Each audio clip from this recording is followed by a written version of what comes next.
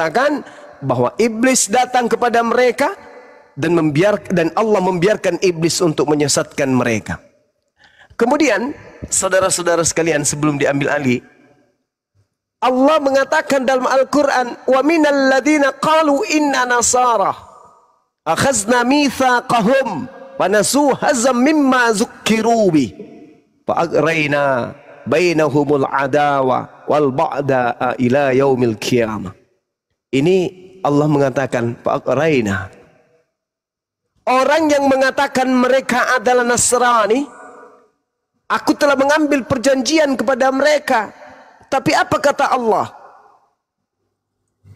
Mereka sengaja melupakan sebagian pesan yang telah diperingatkan kepada mereka. Maka aku timbulkan permusuhan dan aku timbulkan kebencian di antara mereka hingga hari kiamat. Nah, ini yang sedang Allah kemudian genapi dalam kehidupan pengikut Nabi Isa alaihissalam sampai hari kiamat. Maka ada jarak antara Nabi Isa dan Nabi Muhammad sallallahu alaihi wasallam.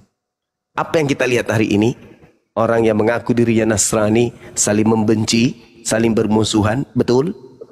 Sekte lain dengan sekte yang satu tidak ada kecocokan, betul? Itu fakta, itu real. Al-Quran tidak berdusta.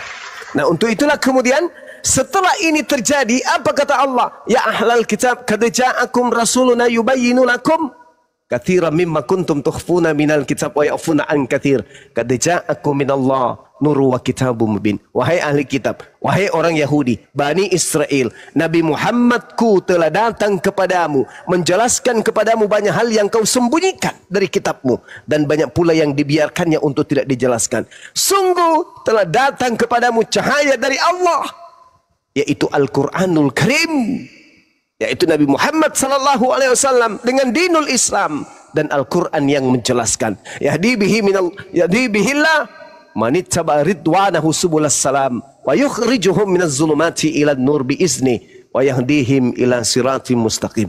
Dan dengan Al-Quran itu kata Allah, aku memberi petunjuk kepada orang-orang yang mengikuti keridaanku kepada jalan keselamatan. Dan dengan Al-Quran itu aku Allah mengeluarkan manusia dari gelap gulita kepada cahaya dengan izinku dan menunjukkan mereka kepada jalan yang lurus.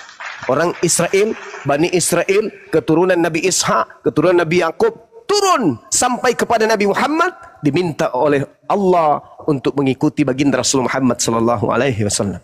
Jadi salah setting kalau hari ini bukan Bani Israel, ngaku-ngaku Bani Israel, menerima Al-Quran sampai padanya Islam, tapi kemudian tidak menerima baginda Rasulullah Muhammad sallallahu alaihi wasallam. Mereka adalah orang yang zalim. Saya sedikit 1 menit paling lama, kita mencontoh pola kehidupan dan dakwah Yesus di dalam Matius 15. Yesus mengatakan di luar Bani Israel tidak ada roti untuk mereka.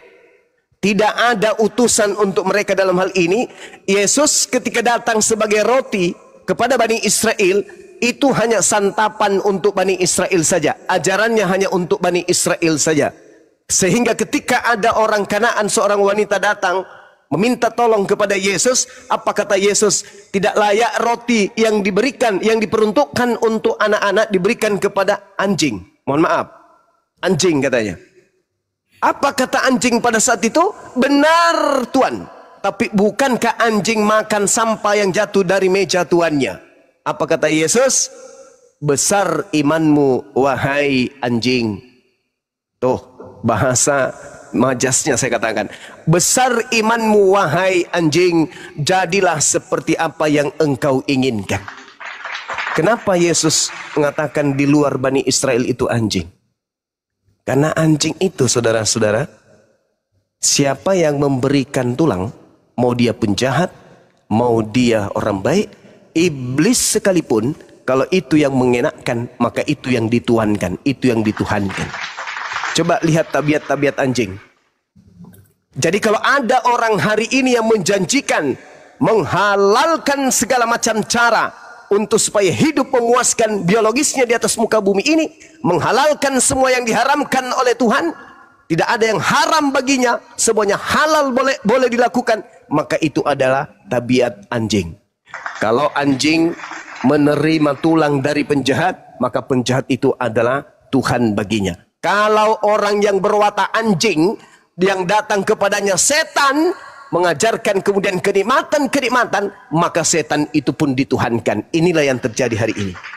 Makanya ada sekelompok manusia yang melantik setan sehakikat dengan pencipta langit dan bumi. Sedangkan yang mereka katakan itu adalah sembahan yang benar, justru oknum tersebut mengajarkan hanya menyembah kepada Tuhan yang benar saja dan mendudukkan dirinya sebagai utusan Tuhan saja. Tapi ada kelompok lain yang mencoba untuk mengambil ketenaran Nabi tersebut, nama Nabi tersebut, untuk melegalkan penyembahan terhadap iblis agar mereka dianggap sebagai pengikut jalan Tuhan, padahal sebenarnya mereka tak ubahnya seperti anjing. Walaupun setan yang memberikan kenikmatan, walaupun iblis yang memberikan kesenangan, kalau sudah merasa senang, kalau sudah merasa bahagia, kalau sudah merasa bebas, kalau tidak tertekan, hidup seperti binatang, semua bisa dimakan, semua bisa diminum, maka itulah si anjing yang akan mempertuhankan setan sekalipun, yang penting mereka dipuaskan. Saya kira begitu. Sebagai pengantar di sesi berikut, sesi ini, mudah-mudahan ada saudara Kristen yang bisa menjelaskan kepada kita materi yang tadi, dan kepada guru-guru yang ada di sini silakan ditambahkan. Saya persilahkan. Terima kasih. Ya, mantap. Mantap. Ngena ke jantung. Ada tikus di bawah, Iya, tikus ngena naik ke kok jantung. tikus naik. Tadi Tikus. naik, dia kenapa turun? Ya, Bang Willy, gimana Ya, Bang Willy? dijambak aja tuh. Tanggapannya Bang Dia Willy? kepental karena terlalu banyak menyelam. Ya, jadi begini. Terima kasih buat narasinya dari Bang Suma ya. Jadi begini Bang Suma. Ya, jadi begini, salah satu yang membuat iman saya ini terguncang adalah narasi dari sahabat kita, atau pernah ada di VT-nya dari Yonatan Nandar, bahwa Yesus itu menikah, bahkan juga berpoligami. Terus di situ aku berpikir, loh kok bisa ya Tuhan turun ke dunia jauh-jauh dari surga hanya untuk menikah? Ya, lalu setelah aku mencari dan mengecek, ternyata narasi itu benar. Dan data-datanya itu juga valid. Salah satu fakta yang terlihat di fisik Yesus adalah bahwa dia mempunyai kelamin dan testis. Lalu timbul pertanyaannya, mengapa jika Tuhan yang sejatinya harus turun ke dunia, mengapa memakai sosok berjenis kelamin laki-laki ini? Terus jenis kelamin wanita mau dikemanakan? Jelas konsep ketuhanan ini tidak adil dan tidak masuk akal. Dan masih banyak lagi data-data yang rancu dan amburadul di Bible itu sendiri ya. Tapi kebenaran di Bible itu tidak akan turun sendirinya ke pribadi masing-masing tanpa kita sendiri yang kepo dan mencari tahu kebenarannya. Dan bukalah hati dan pikiran agar kebenaran dan fakta itu bisa masuk ke hati, bukan melainkan doktrin dan dogma dari Bible itu sendiri. Itu terlihat tadi dari narasi yang aku sampaikan. Nah, silakan dilanjutkan. Masya Allah. Sudahlah terkutuk, punya biji sakar, mati pula, nikah pula dia. Gila ini.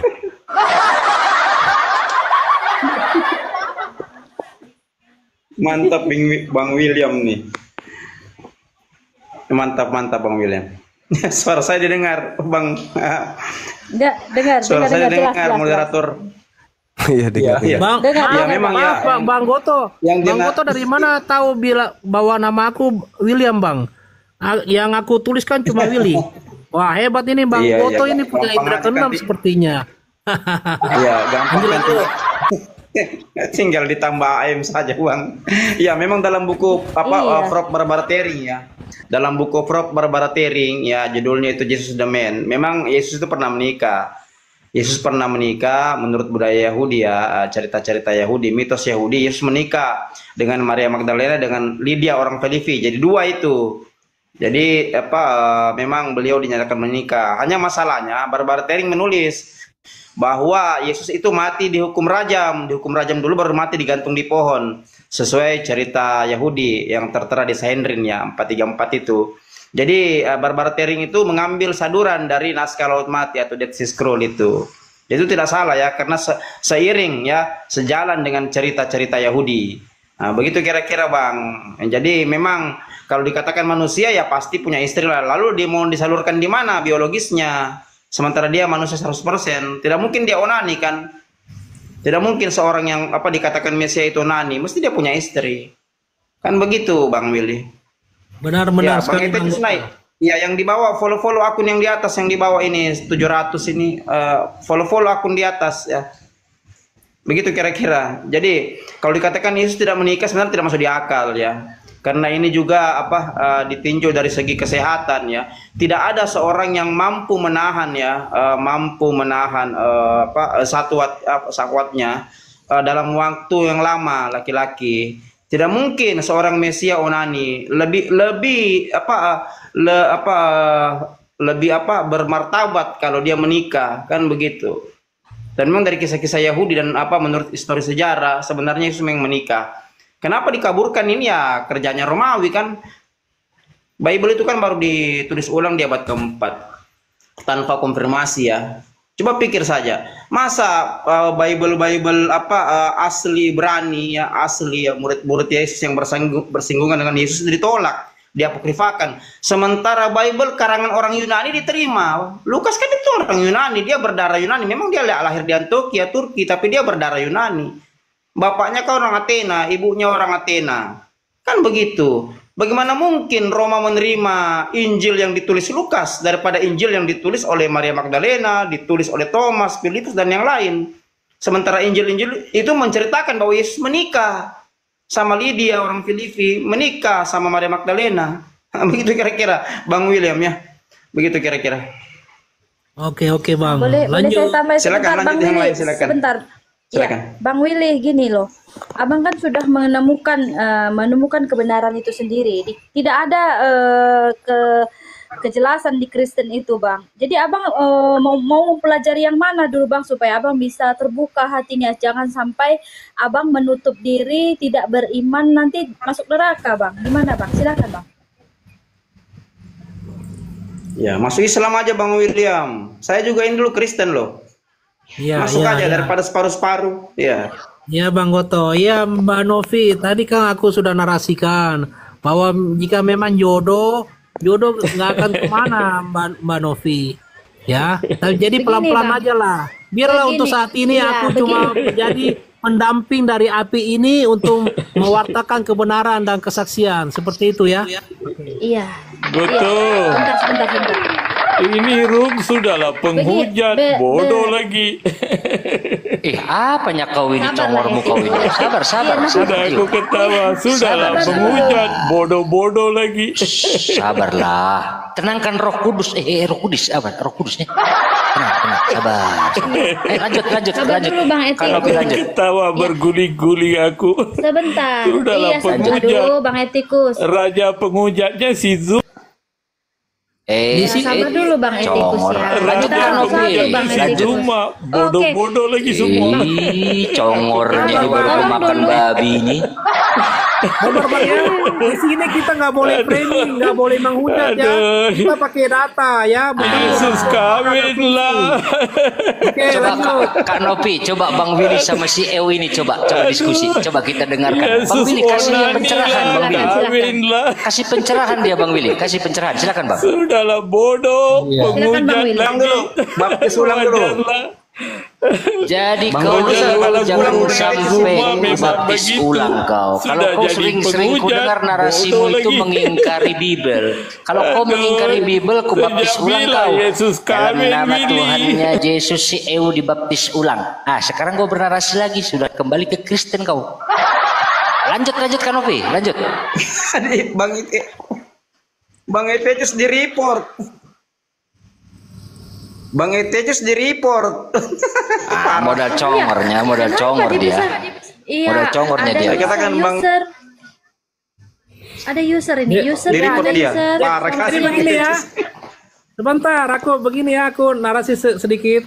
Jadi ayo OT-OT kalau mau naik silakan. Aku sarankan bertanya sajalah ya. Lebih baik bertanya daripada naik hanya buat modal ngeyel saja dan ilmu congor.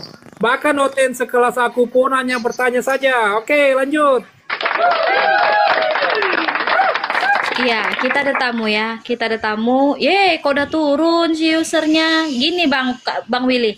Seperti orang tua saya berkata ya kan. Orang tua saya kan mantan Oten ya. Ya, ya.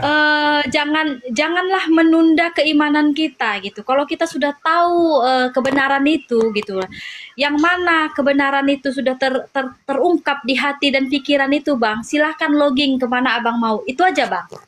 Jangan Abang di sana tidak, di sini tidak, tergantung-gantung nanti Abang seperti kuntilanak Bang. Di bumi tidak, di langit pun tidak Bang. Ngerti? Ya, Mbak Novi. Ya, aku paham. Gitu Bang. Ya, makanya begitu Bang. Orang tua saya juga mantan Oten. Jadi 80% di keluarga saya masih Oten semua Bang. Ya. Sekali saya bertanya, nanti saya takut mereka tidak mau bersaudara lagi. Saya biarkan. Saya cukup naik sekali saja, ya kan Bang? Tolong Abang, bukan saya minta tolong. Hanya Abang yang bisa menyelamatkan diri Abang sendiri, gitu loh. Tapi Bang, karena tergantung-gantung ini nggak enak Bang. Nanti nggak bisa Abang seperti kuntilanak di bumi tidak, di langit pun tidak. Ya benar Mbak Novi. Ya, silakan. Semua yang Mbak Novi narasikan itu benar. Ya, tapi sebenarnya begini Mbak Novi, orang-orang seperti aku ini banyak ya, sama seperti Pendeta Edi, Pak Karen, Pak Nugroho, ya, saya sendiri, Weleng Gray. Jadi mereka-mereka ini adalah orang-orang yang sudah sadar dan tercerahkan seperti saya. Sebenarnya hakikat aku ini udah Muslim, hanya saja aku ini belum bersyahadat, seperti itu ya. Lanjut. Bang, salah Bang. Abang mengatakan Abang Muslim, cuman sebelum bersyahadat Bang. Kita mengaku diri kita Muslim, kita harus bersyahadat Bang. Bersyahadat satu dan melaksanakan perintah-perintah dari Muslim itu sendiri Bang. Itu baru kita mengatakan diri kita Muslim Bang. Sementara Abang tidak bersyahadat, tidak bersunat pun tidak, dan tidak melaksanakan perintah-perintah dalam Muslim itu Bang. Abang bukan Muslim Bang. Abang tajol Bang. Kagak jelas ya. Biarin sudah ini Mbak. Ya tadi narasi yang aku sudah sampaikan Mbak Novi bahwa banyak yang harus dipertimbangkan Mbak Novi, mulai dari lingkungan, keluarga kan, dan mental aku sendiri. Sebentar Bang. Jika semuanya itu sudah aku persiapkan, ya barulah aku mungkin bermualaf. Aku kan sudah sampaikan tadi, kalau jodoh nggak akan kemana. Ya lanjut. Gini, maaf Bang, Abang bertanya dulu sama Abang. Abang sekarang umur berapa? Umur 40-an lah. Ya. Oh 40, kalah dong sama bapak saya. Bapak saya mualaf umur 13 tahun. Cuma satu pertanyaan dia. Kenapa Kristen ini tidak berbahasa asli? Kenapa berbahasa macam-macam katanya? Ada bahasa Karo, ada bahasa Batak, ada bahasa Indonesia. Mana bahasa aslinya? Dia tanya sama pendetanya. Apakah jawaban pendetanya? Imani saja. Sudah benar Tuhan menunjukkan kepada kita. Jadi Tuhan yang Tuhan yang mengikuti kita, bukan kita yang mengikuti Tuhan. Itu jawaban pendeta, ya. Itu yang nggak bisa diterima sama dia. Ya, sama bapak saya umur 13 tahun masih SMP, dia mualaf. Ya Bang ya. Abang sudah 40 tahun, masih banyak pikiran Abang. Wah, itu kalah sama anak SMP, Bang. Kalah Bang sama anak SMP, masih hebatan bapak saya, Bang. Saya tidak menyarankan Abang ke Islam, tidak. Tidak, saya tidak menyarankan Abang ke Islam. Tapi Abang kan sudah mengatakan kebenaran itu gitu loh. Silahkan cari kebenaran itu, Bang. Tapi jangan ditunda-tunda. Kalau Abang sudah menemukan kebenaran itu. Maaf, Abang menemukan kebenaran itu tidak di Islam atau di Buddha, di Hindu, di apa. Silahkan Bang, login gitu loh Bang. Supaya Abang tidak seperti kuntilanak, aku bilang. Ya, Bunda Novi, mungkin ada pencerahan dari ya, Bang Zuma, kelebihan itu. Ya, mungkin ada pencerahan dari Bang Zuma untuk Bang William ini, kelebihan-kelebihan Islam daripada agama lain mungkin Bang Zuma, silakan supaya lebih dikuatkan lagi Bang William ini.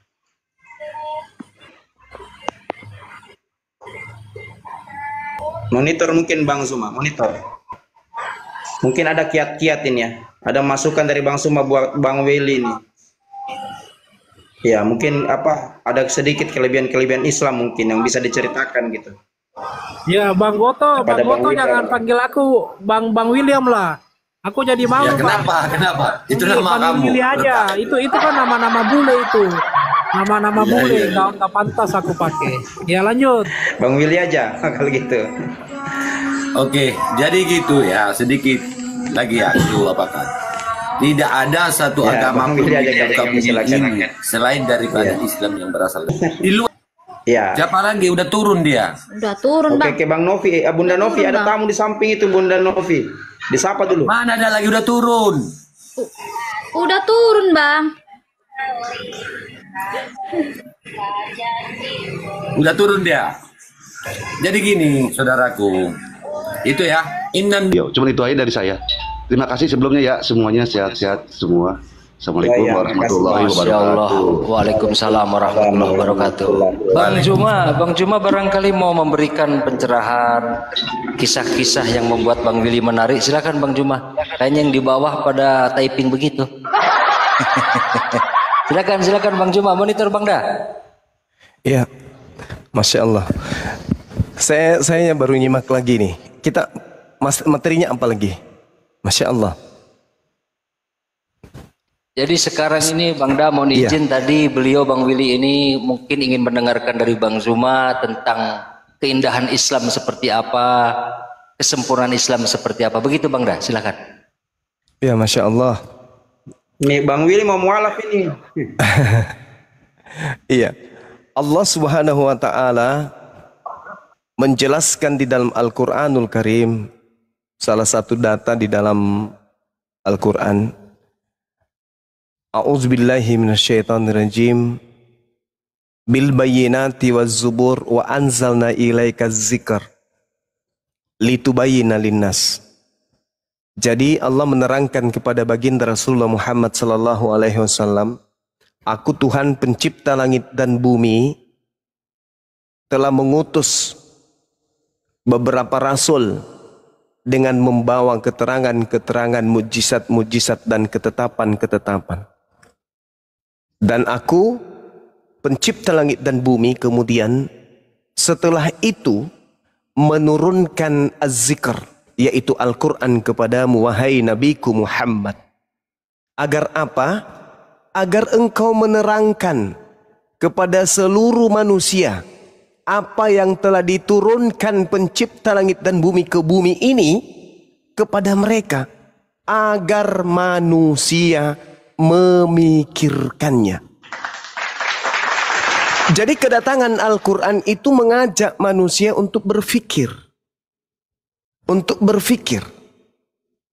Maka pondasi yang harus kemudian ditanamkan pada diri seorang Islam adalah bagaimana akal kita ini seia sekata dengan kepercayaan, keyakinan yang kita anut. Karena agama lain pun mengatakan kepercayaannya benar, imannya betul. Agama lain juga mengatakan bahwa Tuhannya adalah sembahan yang benar. Agama mereka juga mereka percayai bahwa aturan-aturan yang ada di dalam agama mereka itu adalah ajaran yang benar. Semua kita mengklaim itu. Tapi apa kata Allah? Ma nuzzila ilaihim wala'allahum yatafakkarun. Kedatangan Al-Quran merangsang manusia untuk berpikir. Artinya, orang boleh mengklaim agamanya betul. Orang boleh mengklaim jalannya sudah lurus. Orang boleh mengklaim bahwa agamanya satu-satunya yang benar. Tetapi, cara mengujinya itu kembali kepada akal. Yatafakkarun. Agar mereka memikirkan. Jadi polanya adalah fikir. Fikiran berarti akal. Akal berarti ilmu. Jadi solusi yang terbaik adalah ilmu. Agama yang benar adalah agama yang syarat dengan ilmu. Orang Kristen boleh mengatakan imanku benar, agamaku benar. Hindu, Buddha juga demikian. Masing-masing kita punya iman. Tapi untuk menyatakan iman itu paling benar, harus tolak ukurnya adalah akal.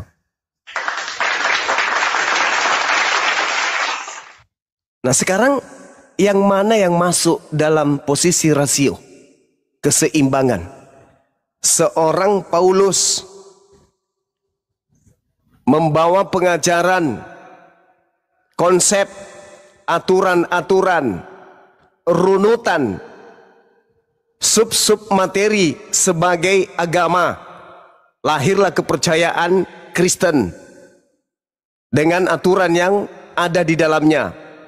Begitu juga Nabi Muhammad datang sama membawa aturan, membawa kaidah-kaidah, ada rukun, ada syarat sah dan seterusnya. Sekarang kemajuan kehidupan anak keturunan Adam itu ditopang oleh ilmu pengetahuan. Jadi filter utama untuk menilai dua ajaran ini adalah ilmu pengetahuan. Kalau Paulus, beliau ahli seahli-ahlinya. Bukan hanya Bani Israel beliau itu. Bukan hanya ahli kitab dia itu. Tapi dia orang Farisi. Orang terpelajar di antara kita yang membahas tentang lintas agama ini, yang mana yang tidak tahu tentang orang-orang Farisi? Orang Farisi adalah orang yang memiliki kedudukan paling ahli di antara ahli kitab. Kalau Paulus kemudian mengatakan sesuatu dan itu benar berdasarkan ilmu pengetahuan, kajian ilmiah, sains, teknologi, wajar. Toh dia adalah ahli kitab. Dia adalah orang Farisi, dikelilingi oleh zaman peradaban yang sudah begitu maju. Romawi, Yunani, dan juga bangsa pilihan Israel. 3 penopang yang sangat luar biasa yang mengelilingi Paulus. Bagaimana dengan Nabi Muhammad sallallahu alaihi wasallam? Hidup zaman jahiliyah. Tak ada peradaban. Yang ada jahil. Jahiliyah itu adalah kebodohan. Zaman jahiliyah, zaman kebodohan. Kenapa dikatakan zaman kebodohan? Tak ada peradaban yang pernah ditemukan di sana. Hiduplah seorang Nabi Muhammad. Tak ada pulpen, tak ada tinta, tak ada kertas. Nabi Muhammad tidak pernah melakukan daftar pustaka, tidak pernah melakukan angket, tidak pernah kemudian memanggil saksi-saksi, tidak pernah kemudian membaca buku-buku, tidak ngerti tentang sejarah, tak paham tentang Taurat, tidak ngerti tentang Injil, tidak mengerti Ibrani, Aramaik, Suryani, Yunani, tak paham. Beliau buta tentang itu semua. Tak ada orang asing yang pernah singgah di sana. Orang-orang yang sudah memiliki keilmuan yang singgah di sana, membentuk suatu literasi, membentuk suatu pengajian, membentuk suatu lembaga pendidikan. Tak ada. Bangsa jahiliyah betul-betul jahil. Lahir baginda Rasulullah Muhammad sallallahu alaihi wasallam.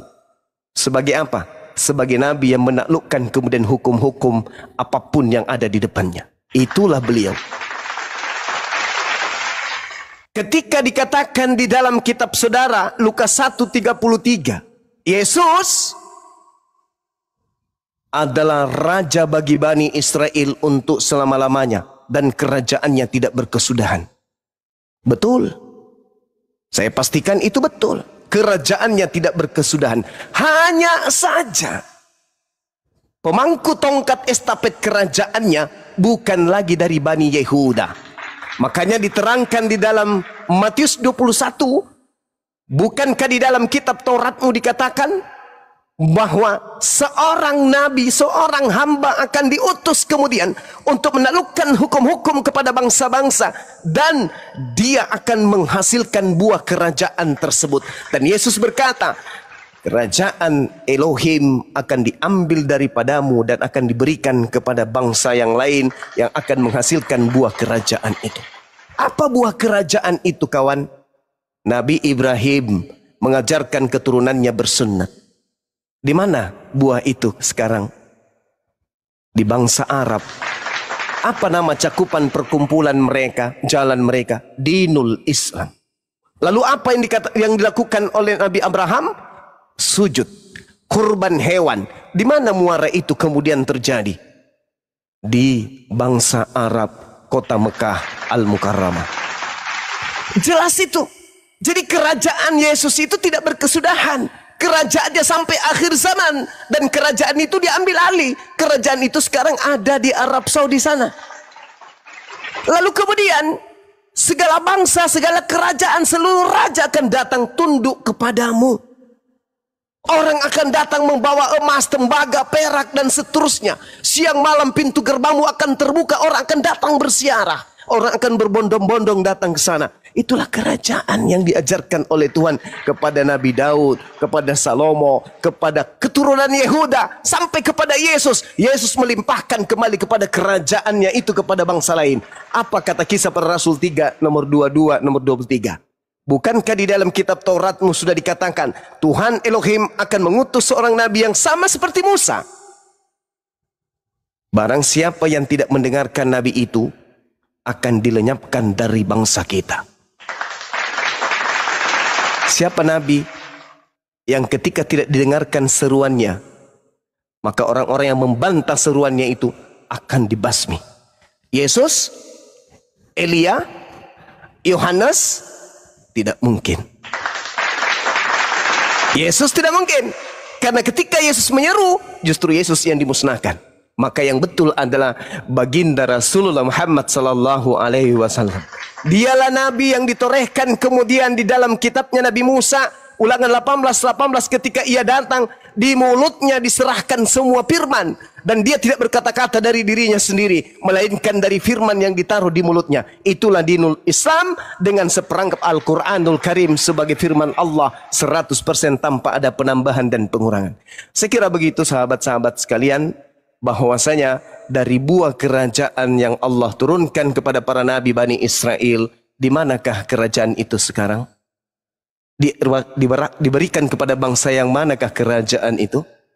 Kerajaan Vatikan, kerajaan Romawi? Tidak mungkin. Kerajaan Romawi sudah ada jauh sebelum Yesus ada. Lalu kerajaan yang mana? Kerajaan yang belum ada. Setelah Yesus ada, pergi, baru ada kerajaan itu. Mana itu? Kerajaan baginda Rasulullah Muhammad SAW yang sampai 1400 tahun belum pernah sedikit pun pudar dan tunduk kepada pembinasa keji, yaitu bangsa-bangsa di luar Islam. Demikian. Silakan saudara. Iya, tadi tamunya sudah turun tamunya itu. Tamunya sudah turun. Ah, ini ada Bunda, tamu baru nih. Silakan disapa Bunda, itu ada tamunya itu. Ulfani. Selamat sore. Ya, sebentar Bang Goto, aku mau sambung narasi dari Bang Zuma dulu. Silakan. Iya, silakan. Ya, terima kasih Gurunda buat hidayahnya ya Bang Suma. Amin, insyaallah. Cuma saat ini masih banyak yang harus dibenahi dan dipersiapkan dari aku sendiri Bang Suma. Biarlah buat saat ini aku berdampingan dengan api itu sendiri dalam mewartakan kebenaran sebagai penengah dan kesaksian oten-oten bahwa ini loh, ada oten yang sudah tahu kebenaran dan tidak lagi menuhankan sosok Yesus sebagai Tuhan. Itu dulu dari aku Bang Suma. Lanjut. Baik Saudara William. Oke, yang lain silakan, mungkin ada masukan tambahan atau ada saudara kita Kristen di bawah, silakan dinaikkan. Iya, naikkan dulu Bunda Novi yang di bawah itu. Jadi yang dijelaskan Bang Soma itu betul ya, bahwa Matius 21 ayat 43 jelas sekali ya. Kerajaan Allah ini akan diambil daripadamu lalu diberikan kepada satu bangsa yang menghasilkan buah kerajaan Allah itu. Sementara kalau kita lihat nubuatannya kan jelas ya, jelas sekali di situ bahwa Allah hanya memberikan perjanjian kekal kepada kedua anaknya, Ishak dan Ismail. Kita tahu kan Israel itu turunan ya dari Ishak itu sendiri, dari Yakub ya. Sementara Arab dan Islam itu kan dari Ismail. Jadi perjanjian ini hanya untuk kedua anaknya. Jadi tidak mungkin lari ke bangsa lain, apalagi ke Roma, kejauhan. Sementara bahasa Semitik itu hanya 3, Aram, Ibrani, Arab. Dia tidak mungkin akan lari ke bangsa Roma dengan Kristen, tidak mungkin. Itu dapat keturunan dapat perjanjian dari anak Abraham, dari keturunan dari anak Abraham yang keberapa. Jadi tidak ada jalur keturunan Abraham ke bangsa Roma. Ini yang perlu kalian pelajari. Sebenarnya inilah yang saya pernah katakan tadi, bahwa futurologi Islam, eskatologi Islam menjawab ilmu histori Yahudi. Kan begitu. Jadi jauh sekali kalau Kristen Karena tidak masuk ini tidak masuk sama sekali dalam nubuatan-nubuatan ya, dalam kitab Yahudi itu sendiri. Kan puluhan sebenarnya nubuatan itu yang kita pernah kaji-kaji, seperti Kidung Agung 5:16, Hagai 2 ayat 7 ya. Kan begitu. Banyak sekali sebenarnya yang narasi dalam kitab Yahudi itu bahwa Rasulullah dengan bangsa Arab itu memang sudah menjadi bagian kerajaan Allah itu sendiri dari perjanjian Allah kepada Abraham. Kalau Kristen Roma dapat dari mana? Hanya 2 anak Abraham yang diberkahi oleh Allah, yang dijanjikan kepadanya perjanjian kekal. Kan jelas ya. Jelas sekali Kejadian 17:20, Kejadian 26 ayat 1 sampai yang terakhir. Sekarang Roma di mana nubuatannya? Itu yang kalian perlu pahami. Yunani di mana nubuatannya? Tidak satupun kitab Yahudi yang menyinggung itu. Makanya dalam doa terakhir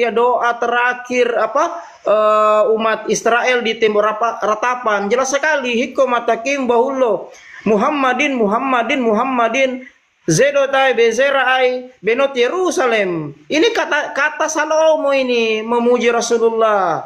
Tuh, hikomatakim artinya lisannya begitu indah.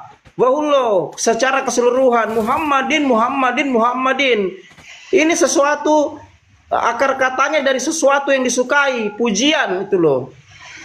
Ini dari kata Muhammad, dari kata Nabi orang Islam. Muhammadin itu nama Muhammad yang akar katanya dari pujian. Kalau Aramaiknya Hamadah.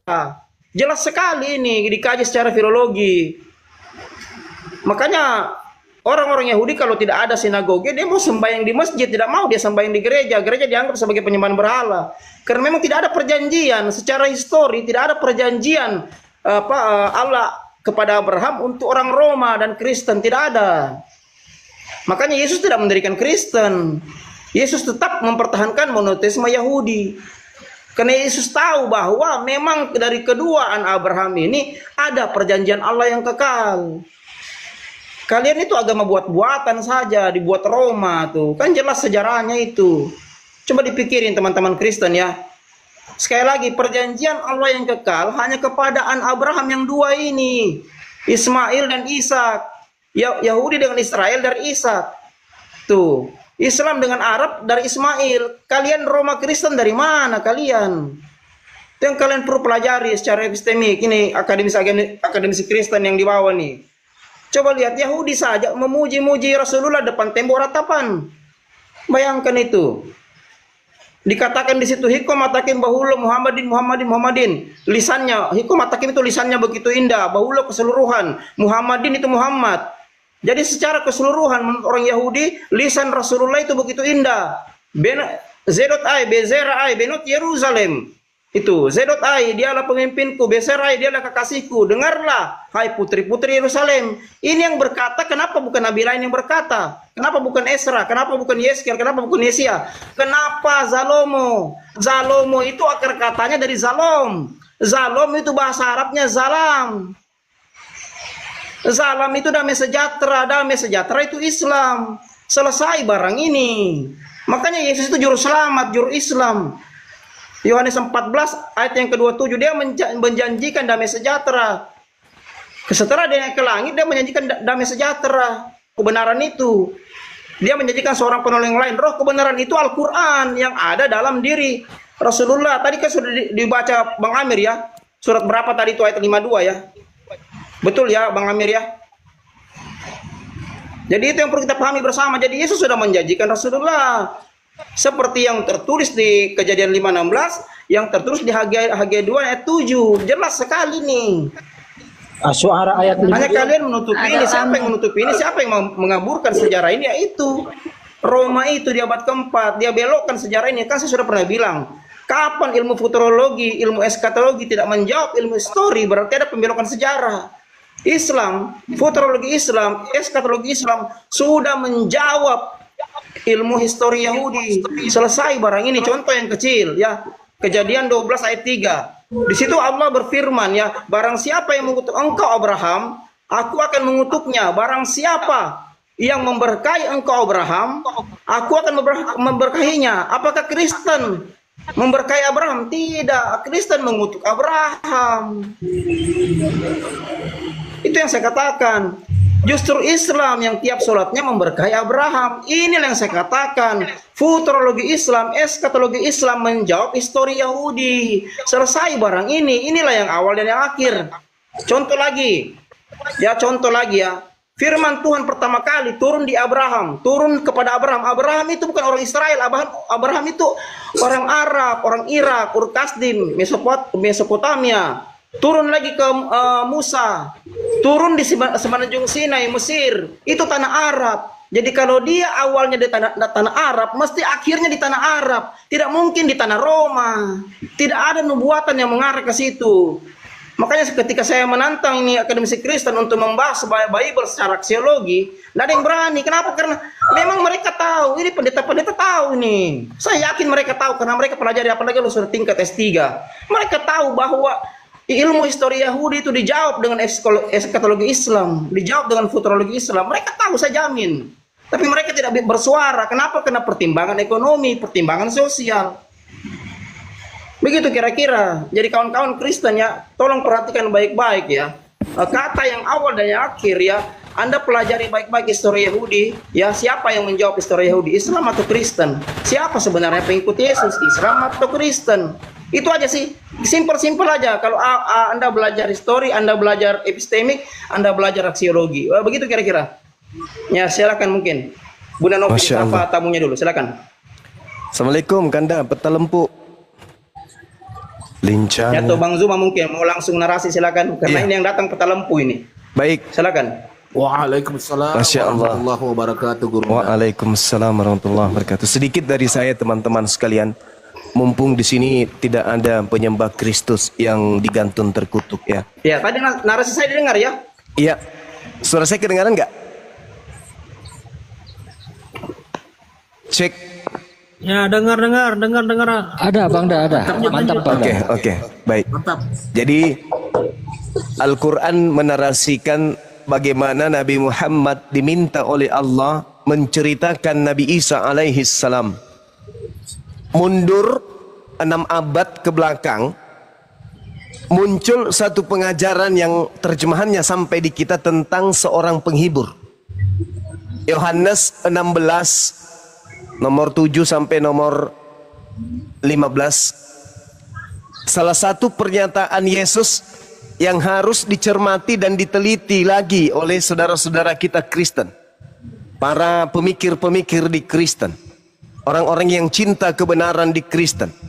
Tolong Anda sisipkan waktu untuk menelaah lebih baik sang penghibur yang oleh Yesus dikatakan penghibur itu apabila ia datang dia akan memuliakan aku, bukan menghinakan aku, bukan mengutuk-ngutuk aku, bukan merendah-rendahkan aku, bukan mengiyakan cacian-cacian orang terhadapku.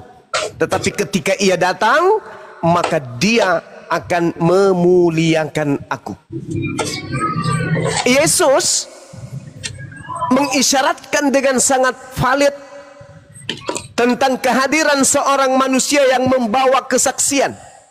Beliau bersaksi tentang kemuliaan Yesus, tentang kesucian Yesus, tentang harkat martabat Yesus sebagai Nabi dan Rasulullah yang kemudian dicinta oleh Allah. Al-Quran datang tentunya untuk menjelaskan dan menguraikan itu. Yang pertama, saudara-saudara, percuma Yesus itu kemudian dikatakan suci di dalam Bible, dalam pandangan saudara-saudara kita Kristen, kalau ternyata dia lahir dari seorang perempuan yang sudah bertunangan dengan seorang laki-laki dan nyaris diceraikan oleh seorang laki-laki yang bukan mahramnya, yang bukan suaminya. Percuma. Dari sini aja Yesus sudah ternoda karena dilahirkan dari seorang perempuan yang kesuciannya kemudian menjadi buyar karena adanya tunangan yang ingin menceraikan dirinya. Fase berlanjut, Yesus dilahirkan. Ketika dilahirkan, ibunya dituduh pesina. Kitab Talmud masih ada sampai hari ini yang menceritakan bahwa Maria itu pesina. Apa pembelaan kemudian orang Kristen terhadap tuduhan kepada ibunya pesina? No comment. Diam. Meleleh. Malah lidah menjalar, menjulur kemana-mana, menjilat orang-orang Yahudi. Orang Yahudi yang pegang kitab, menghina Yesus, menghina ibunya, mengatakan Yesus anak zina. Dia direbus di dalam neraka dalam tinja yang mendidih, tetap aja menjilat. Melem. Sedangkan Yesus menubuatkan ketika ia datang, maka roh kebenaran itu, sang penghibur itu, yang diminta di dalam Yohanes 14:16, aku akan minta kepada Tuhan agar Tuhan mengutus manusia sebagai penolong lain di luar daripada aku. Manusia. Sedangkan yang datang kepada Paulus, konon ceritanya bukan manusia, teman. Dia yang manusia ini akan memuliakan aku. Al-Quran menarasikan di dalam surah Maryam. Apa kata Allah? A'udzubillahi minasyaitonirrajim. Wazkur fil kitab Maryam. Wahai Nabiku Muhammad, ceritakan. Perintah dari Allah. Wahai Nabiku Muhammad, ceritakan kepada seluruh manusia tentang wanita yang salehah bernama Maryam yang melahirkan nabiku yang suci bernama Isa alaihi salam. Ceritakan, sampaikan sampai kiamat, kata Allah pada baginda Rasul Muhammad sallallahu alaihi wasallam. Ceritakan tentang apa? Tentang kemuliaan nabiku Isa alaihi salam. Bukan menceritakan dia terkutuk, dia diludahi, dia ditonjok, dia ditampar, dia dipentung, dia digantung, dia ditombak, dia dibunuh dan seterusnya. Bukan. Tetapi kedatanganmu wahai Nabiku Muhammad, tugasmu salah satunya adalah menceritakan kisah Siti Maryam tentang kesuciannya mengasingkan diri karena aku menghendaki dia hamil atas kehendakku dan melahirkan nabiku bernama Isa alaihi salam. Wazkur fil kitab Maryam izin tabatat min ahliha makanan syarqiyah, kata Allah. Wahai nabiku Muhammad, ceritakanlah kisah Maryam di dalam Al-Quran, yaitu ketika Maryam mengasingkan diri dari keluarganya ke tempat di sebelah timur Baitul Maqdis. Fattakhazat min dunihim hijaba fa arsalna ilaiha ruhana fatamatsala laha basyaran sawiyya. Lalu ceritakan pula kepada orang-orang, wahai Nabiku Muhammad, Maryam memasang tabir dan melindungi kemudian dirinya dari mereka. Lalu aku pada saat itu, wahai Nabiku Muhammad, ceritakan kepada mereka, aku mengutus roh kudusku Jibril kepada ibunya Nabi Isa alaihissalam. Maka Jibril utusanku menampakkan diri dalam hadapan Siti Maryam dalam bentuk manusia yang sempurna. Qalat inni a'udzu birrahman minka in kunta taqiyya. Wahai Maryam, katakanlah kepada Jibril, sungguh aku berlindung kepada Tuhan yang Maha Pengasih terhadapmu jika engkau, wahai Jibril, adalah makhluk yang bertakwa. Lalu Jibril berkata, wahai Nabi Muhammad, ceritakan hal ini. Jibril berkata pada masa itu, innama ana rasulu rabbik li ahabalaki gulaman zakiyah. Katakan wahai Nabi Muhammad, ceritakan atas kemuliaan Nabiku Isa yang mereka fitnah itu. Ceritakan, muliakan dia, seru mereka untuk memuliakan Nabiku. Apa kata Allah? Jibril pada saat itu, wahai Nabiku Muhammad, mengaku kepada ibunda daripada Nabi Isa alaihissalam, sesungguhnya aku Roh Kudus hanyalah utusan Tuhanmu untuk menyampaikan anugerah kepadamu, seorang anak laki-laki yang lahir suci, bukan lahir dari seorang manusia yang sudah membawa warisan dosa dari Adam alaihissalam. Itu fitnah.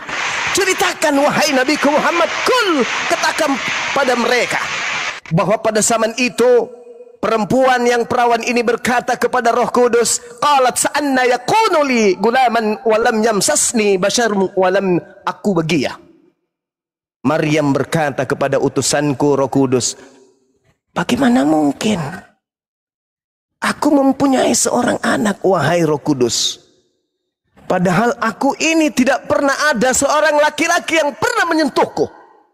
Dan aku bukan seorang pesina. Kemudian dia mengatakan, aku bukan seorang pesina. Walam akum bagiyah. Aku bukan pesina. Aku bukan pelacur. Wahai Roh Kudus. Roh Kudus pun menjawab, kazalik. Demikianlah kata Roh Kudus. Qala rabbuki huwa alayya hayyin walinaj'alahu ayatan linnas wa rahmah minna wa kana amran maqdiya. Roh Kudus berkata kepada Ibunda Maryam, Tuhanmu berfirman, wahai Maryam, hal itu mudah bagi Allah, dan agar aku menjadikan satu tanda kebesaranku bagi manusia, aku membuat engkau hamil sebagai rahmat dariku, dan hal itu adalah satu urusan yang sudah aku putuskan. Aku ingin menciptakan Nabi suci bernama Isa alaihissalam sebagai pelajaran kepada Bani Israel. Apa yang terjadi wahai Nabiku Muhammad? Ceritakan. Kul, katakan kepada mereka, sampaikan kepada mereka kemuliaan Nabiku itu. Katakan, sampaikan kepada mereka. Fahamalathu fantabatsat bihi makanan qasiyah. Sampaikan kepada mereka. Saat itu hambaku Maryam wanita soleha mengandung. Lalu beliau mengasingkan diri dengan kandungannya itu ke tempat yang jauh dari pemukiman orang-orang yang nanti akan menjadi penolak anaknya. Fa'aja'ahal makhadu ila jis'in nakhlah. Qalat ya laitani mittu qabla haza wa kuntu nasya mansiyah. Kemudian terjadi wahai Nabiku, utusan yang datang memberikan kabar kepada Maryam, terbukti ucapannya melalui dia, ucapanku melalui dia. Apa yang terjadi? Rasa sakit akan melahirkan, kemudian memaksa hambaku Maryam untuk bersandar pada pangkal pohon kurma. Lalu wanita ini kemudian berbicara, berkata, wahai Nabiku Muhammad, wahai, betapa baiknya aku mati sebelum ini. Aku menjadi seorang yang tidak diperhatikan dan dilupakan. Kebesaranku wahai Nabiku Muhammad, pada saat itu juga aku minta kepada dia untuk menggoyangkan pangkal pohon kurma itu ke arahnya. Niscaya pohon kurma itu akan menggugurkan buah kurma dan masak untuk beliau makan. Itu yang terjadi wahai Nabiku Muhammad kepada wanita suci yang aku buat hamil untuk melahirkan Nabiku yang suci.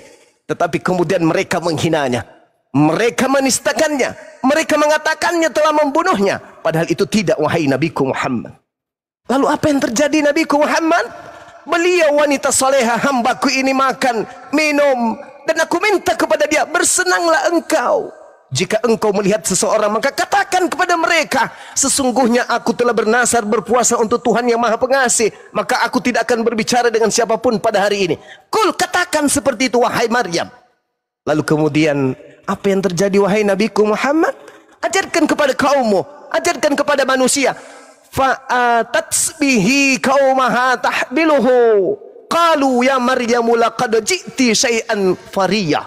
Kemudian ketika wanita suci ini membawa Nabiku Isa putra Maryam dalam keadaan bayi kepada kaumnya dengan menggendongnya, apa kata mereka? Wahai Maryam, sungguh engkau telah membawa sesuatu yang sangat mungkar. Engkau pesina, engkau telah mengotori kampung halaman kita. Ya ukhta Harun, ma kana abuki imra'a sau'in wa ma kanat ummuki baghiyah. Itu ucapan mereka wahai Nabiku kepada seorang wanita yang hamil, yang kubuat hamil karena mukjizat yang aku berikan kepadanya. Wahai saudara perempuan Harun, ayahmu bukan seorang yang buruk peringai, ibumu juga bukan seorang pesina. Fa asyarat ilaih qalu kaifa nuqallimu man kana fil mahdi sabiyah. Maka dia Maryam kemudian menunjuk kepada Nabiku Isa alaihi salam, wahai Nabiku Muhammad, ceritakan kepada kaummu, ceritakan kepada seluruh umat manusia. Pada saat itu juga Maryam menunjuk kepada Nabiku Isa putra Maryam, dan aku memberikan kekuatan kepadanya. Meskipun kemudian ibunya pun akan berkata, orang-orang kafir pun setelah ibunya berkata mengatakan, bagaimana mungkin kami berbicara dengan anak kecil yang masih ada dalam ayunan? Bagaimana mungkin seorang bayi ingin berbicara kepada kami? Wahai Maryam, jangan berlebihan, kamu pesina. Bagaimana mungkin seorang bayi ini bisa ngomong? Subhanallah, maha suci aku wahai Nabiku Muhammad. Apa yang terjadi? Pada saat itu juga terdengar suara dari ayunan. Beliau si bayi yang kuutus tanpa ayah pun berkata, Inni Abdullah ataniyal kitaba wa ja'alani nabiyan. Si bayi wahai Nabiku Muhammad berbicara kepada orang-orang Yahudi, hei, jangan kau tuduh ibuku pesina, ibuku wanita suci, ibuku wanita pilihan, wanita yang tak tersentuh oleh maksiat, wanita yang tak terjamah oleh iblis. Aku anaknya yang diutus oleh pencipta langit dan bumi. Sesungguhnya aku ini adalah hamba Allah. Allah yang engkau sembah telah memberiku kitab Injil, dan Allah yang telah mengutus Nabi Abraham, Ishak dan Yakub menjadikan aku sebagai seorang nabi untuk kalian Bani Israel. Bukan hanya sampai di situ wahai Nabiku Muhammad, ceritakan kepada manusia, ceritakan Nabiku pada saat bayi melanjutkan perkataannya di hadapan orang-orang yang telah menudingnya sebagai anak zina dan ibunya sebagai pesida. Wa ja'alani mubarakan aynama kuntu wa awsani bis shalah waz zakah ma dumtu hayya. Isa alaihi salam mengatakan, wahai Nabiku Muhammad, aku ini wahai orang-orang Yahudi, Allah mengutusku menjadikan aku seorang yang diberkahi di mana saja aku berada. Aku tidak pernah dikutuk di rumah, di ayunan, di palungan, di bait suci, di atas salib, dimanapun itu senantiasa aku diberkahi oleh Allah. Aku tidak pernah dikutuk. Aku diberkati oleh Tuhanku dimanapun aku berada, dan Dia memerintahkan kepadaku melaksanakan ibadah salat, menunaikan zakat selama aku hidup. Wa barram biwalidati wa lam yaj'alni jabbaran shaqiyya. Dan aku sampaikan kepadamu wahai Nabiku Muhammad, Nabiku Isa alaihi salam setelah memuliakan kemudian aku, beliau pun memuliakan ibunya, dan dia, aku minta kepadanya agar berbakti kepada ibunya, dan dia tidak menjadikan dirinya sebagai hamba atau utusan yang sombong lagi celaka. Itu wahai Nabiku Muhammad. Bahkan aku sampaikan kepada beliau untuk beliau mengucapkan kesejahteraan atas dia. Aku limpahkan pada saat dia dilahirkan, pada saat aku wafatkan dia, dan pada saat aku bangkitkan dia dalam kehidupannya yang terakhir kelak. Itu yang kusampaikan wahai Nabiku Muhammad. Maka dia selalu sejahtera. Kulimpahkan kepadanya kesejahteraan pada saat dia datang kepada Bani Israel, pada saat dia diancam oleh Bani Israel, pada saat dia kuangkat ke hadiratku, lalu pada saat dia aku turunkan kembali dan aku bangkitkan dari kematian. Zalika Isa bin Maryam qaulan haqqil ladzi fihi yamtarun. Itulah Nabi Isaku wahai Nabi Muhammad. Dia seorang putra dari wanita bernama Maryam yang mengatakan perkataan yang benar dan yang mereka ragukan kebenarannya. Subhanallah. Jadi apa yang ditorehkan oleh Yesus di dalam Bible, ketika roh kebenaran itu datang, maka roh kebenaran itu akan memuliakan aku. Subhanallah. Itu hanya ada di dalam Islam. Makanya umat Islam ketika mengucap nama itu dilanjutkan dengan pemberkatan terhadapnya. Alaihis salam, atasnya keselamatan, bukan kutukan. Galatia 3 nomor 13. Kristus telah menebus Kristen dari kutuk hukum Taurat dengan jalan menjadi kutuk. Karena Kristen, sebab ada tertulis, terkutuklah dia yang mati digantung di atas salib. Na'udzubillah summa na'udzubillah. Sungguh berbanding terbalik dengan nubuatan Yesus dalam Yohanes 16 nomor 7 sampai nomor 15. Ketika roh kebenaran itu datang, dia akan memuliakan aku, bukan malah menghinakan, merendahkan, menceritakan yang tidak senonoh tentang aku. Di mana roh kebenaran ini bekerja? Ketika kemudian umat Islam ditanya, wahai umat Islam, Apakah sosok yang datang kepada Bani Israel lahir tanpa ayah itu mulia? Mulia. Pernah ditampar? Enggak. Diludahin? Enggak. Diseret? Enggak. Ditelanjangin? Enggak. Digantung? Enggak. Dibunuh? Enggak. Tapi kalau ditanya, apakah dia mulia? Ya. Di mana saja dia mulia? Di dunia dan di akhirat. Beliau adalah manusia yang terkemuka. Jadi yang memuliakanmu siapa, wahai Yesus? Umat Islam. Jadi yang menghinakanmu siapa, wahai Yesus? Yang mengatakan, aku mati dengan jalan kutuk dan terkutuk di atas salib. Jelas bukan? Jadi kedatangan Islam kemudian menjelaskan dan menguraikan. Makanya Allah mengatakan di dalam Al-Quran surah Ali Imran ayat 55, A'udzubillahi minasyaitonirrajim. Isqalallahu ya Isa inni mutawaffika wa rafi'uka ilayya wa mutahhiruka minal ladhina kafaru wa ja'ilul ladhina taba'uk fawqal ladhina kafaru ila yaumil qiyamah. Ingatlah wahai Nabiku Muhammad, aku pernah berfirman kepada Nabiku Isa alaihi salam sebelum engkau aku utus. Apa kataku kepada Nabiku Isa alaihi salam? Wahai Isa, aku mengambilmu dan mengangkatmu kepadaku. Lalu setelah itu gimana? Aku akan mensucikanmu dari orang-orang kafir. Dengan cara apa? Aku akan mengutus seorang nabi untuk menangkis, menendang, menunjang, menampar semua, menepis semua tuduhan-tuduhan orang kafir terhadap dirimu. Entah itu ditampar kek, diludahin kek, ditonjok kek, ditinju kek, dipentung kek, digantung, ditombak, dibunuh. Aku akan minta kepada orang-orang berimanku untuk mensucikan dirimu dari orang-orang kafir tersebut. Maka kedatangan apologet Islam Indonesia, para mu'allaf yang cerdas, mereka yang cendekiawan, mereka yang paham tentang Al-Quran, yang mengerti tentang Bible, itu siang hari mensucikan Nabi Isa alaihi salam, mensucikan kemudian Yesus, menjadikan orang-orang yang mengikuti Yesus itu di atas orang-orang kafir hingga hari kiamat. Yesus syahadat, umat Islam syahadat. Yesus sujud, umat Islam sujud. Yesus puasa, umat Islam puasa. Yesus tidak makan makanan yang diharamkan bagi Bani Israel. Umat Islam tidak memakan makanan yang diharamkan bagi seluruh umat manusia. Aku akan mengatakan kepadamu, wahai Nabi Isa, aku mengambilmu dan mengangkatmu serta mensucikanmu dari orang-orang kafir. Dengan cara apa? Mengutus sang penghibur untuk membersihkan nama baikmu dari tuduhan-tuduhan keji orang-orang kafir. Apa kata Allah? Kemudian kepadaku engkau kembali wahai Isa, lalu aku beri keputusan tentang apa yang kamu perselisihkan. Jadi Nabi Isa akan berselisih. Di mana Nabi Isa itu berselisih? Kepada orang yang telah menyembahnya.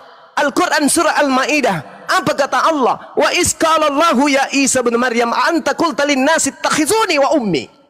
Wahai Isa, ya Rabb, apakah engkau yang mengajarkan manusia cupu, manusia kucluk, para penghayal, tuyul, tukang tahayul ini untuk menjadikan engkau sembahan Tuhan selain daripada aku?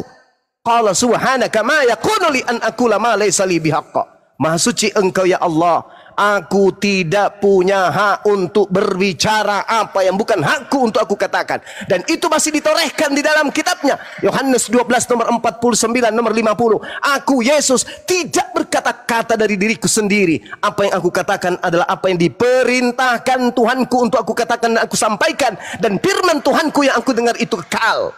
Itu ucapanku kepada mereka. Ma qultu lahum illa ma amartani bi ani abudullah Rabbi wa Rabbakum. Aku hanya mengajarkan kepada kaumku Bani Israel, sembahlah Allah Tuhanku dan Tuhanmu. Dan itu masih tertore juga di dalam Yohanes 4 nomor 24. Aku dan murid-muridku menyembah apa yang kami kenal, dan kalian menyembah apa yang tidak kalian kenal. Wahai Maryam, jangan kau sentuh aku. Maria, jangan sentuh aku. Tetapi pergilah kepada saudara-saudaraku, katakan kepada mereka, aku Yesus akan pergi kepada ilahku dan ilahmu, Tuhanku dan Tuhanmu. Ini yang dikatakan kemudian oleh Allah kepada Nabi Muhammad. Sucikan Nabiku Isa alaihissalam. Tepis semua tuduhan itu wahai Nabi Muhammad. Bersihkan nama Isa alaihissalam. dari kelompok orang-orang yang tidak berakal. Nabi Isa mengajarkan itu, dan kemudian Nabi Isa diminta oleh Allah, dinyatakan oleh Allah, aku akan memberi keputusan tentang apa yang engkau perselisihkan. Apa yang diperselisihkan? Matius 7 15 sampai 23. Pada hari terakhir nanti banyak orang berseru kepadaku, Tuhan, Tuhan, bukankah kami bernubuat pakai namamu loh, bermukjizat loh, mengusir setan pakai namamu loh? Kok sekarang kamu nggak mengakui kami? Dari nenek moyang kami loh, datang dari barat berbondong-bondong mendirikan rumah ibadah. Di situ kami siang malam memujimu loh, sampai ada pengobatan-pengobatan gratis loh, bermukjizat loh, pakai namamu loh. Kami menyembahmu, kamu mengibadahimu, kami mempertuhankanmu. Apalagi? Apa kata Yesus?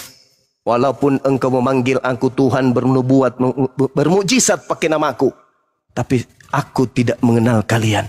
Kalian semua adalah pembuat kejahatan. Enyahlah daripadaku. Maka Allah kemudian memberikan keputusan atas perselisihan Yesus dengan orang-orang yang menyembahnya. Apa kata Allah? Innalladzina kafaru min ahlil kitabi wal musyrikin fi nari jahannam khalidina fiha ulaika hum syarrul bariyah. Itu keputusan Allah. Orang kafir, penyembah Yesus, semuanya akan dilemparkan masuk ke dalam api neraka. Mereka kekal di dalamnya. Mereka adalah seburuk-buruknya makhluk. Itu keputusan Allah. Innalladzina kafaru min ahlil kitabi wal musyrikina fi nari jahannam khalidina fiha. Itu keputusan Allah tentang perselisihan. Jadi terjawab. Yang memuliakan Nabi Isa alaihi salam, yang memuliakan Yesus Kristus hanya umat baginda Rasulullah Muhammad sallallahu alaihi wasallam. Sedangkan yang hari Sabtu, hari Minggu itu adalah orang-orang yang beriman Kristus dengan mati terkutuk di atas salib. Dosa-dosa mereka sudah ditebuskan. Ini berbanding terbalik dengan nubuat yang Yesus sampaikan di dalam Bible yang mereka katakan. Makanya Nabi Muhammad mengatakan apa? Bible itu, wahai sahabat-sahabatku, jangan kau terima, jangan kau tolak. Apa hal? Karena di situ ada cerita-cerita yang bercampur aduk. Wa qulil haqqu min rabbikum. Kebenaran itu ada, kesalahan juga ada. Maka Allah mengatakan, fawailul lil ladzina yaktubuna al-kitaba bi aydihim tsumma yaquluna hadza min indillah. Ayat sebelumnya Allah mengatakan mereka buta huruf, mereka menceritakan tentang hayalan-hayalan, angan-angan mereka dan duga-dugaan mereka. Terhadap dugaan, kadang benar, kadang salah. Jangan kau tolak, jangan kau terima. Jadikan sebagai bahan ikra, baca, baca, baca, baca, hingga sampai kepada hidayah. Sekira begitu sahabat-sahabat sekalian, dari saya mohon maaf kepanjangan. Karena di sini sudah mau maghrib, kembali saya serahkan kepada host, moderator. Mudah-mudahan yang sampaikan ini ada manfaatnya, utamanya kepada saya sendiri dan kepada anak-anak saya. Sekali lagi mohon, jangan tinggalkan Islam. Jangan mau kemudian dibujuk rayu dengan Indomie, dengan sandal jepit, dengan celana dalam bolong, dengan batik atau dengan daster 3.000. Jangan mau menyembah kepada si yang terkutuk.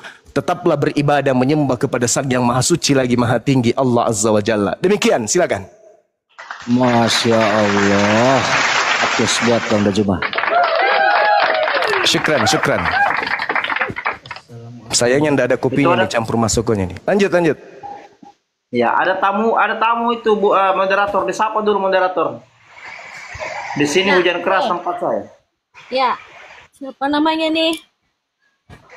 Johana, selamat sore. Selamat sore. Johana, selamat sore. Ya, selamat sore. Johana Juber. Ya, sore. Enggak ada suaranya, mulutnya Bang. kecil, Bang. Iya. Enggak ada suaranya ya? Mulutnya kecil. Oh, begitu ya? Bukan mulutnya, Gurunda. Mie-nya kecil. Sorry. Iya, Bang Juber, suaranya kecil kali. Maaf, mau bertanya. Kirain mulutnya.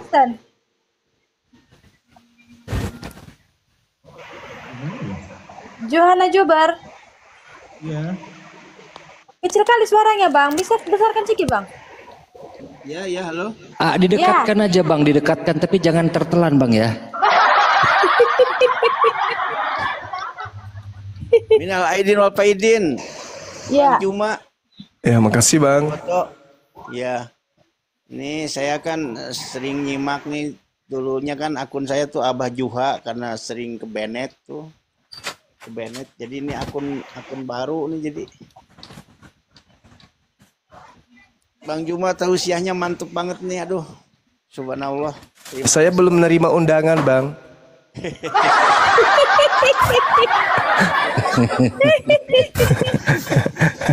Tapi insya Allah yang ada di Makassar, insya Allah saya umumkan sekalian di sini ya. Insya Allah tanggal 20 saya diundang untuk menghadiri sekaligus membawakan materi apologet di acara Halal Bihalal Persatuan Batak Muslim sekota Makassar. Alhamdulillah. Iya. Jadi teman-teman yang merasa dirinya keturunan Batak, saudara-saudara kita yang Batak Muslim, silakan hadir nanti.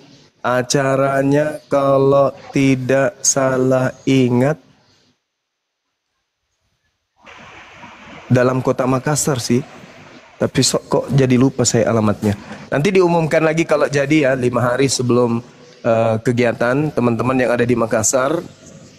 Kebetulan undangan ini resmi ke saya, pemberitahuannya insya Allah komunitas Persatuan Batak Muslim di kota Makassar ini mengadakan halal bihalal dan saya diundang sebagai pemateri insya Allah.